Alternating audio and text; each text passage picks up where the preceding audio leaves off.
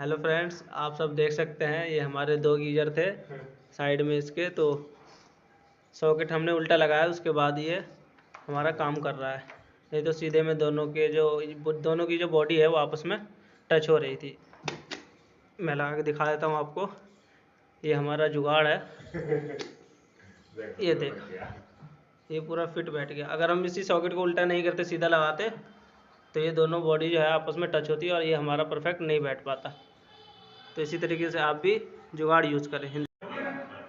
आप देख सकते हैं ये हमारे दोनों गीजर ऑन हो गए हैं। ये यानी हमारा जो जुगाड़ है वो बिल्कुल सक्सेसफुल रहा और दोनों गीजर हमारे ऑन है। आप देख सकते हैं इंडिकेटर इसमें ग्लो कर रही है ब्लू कलर की। ये देखिए।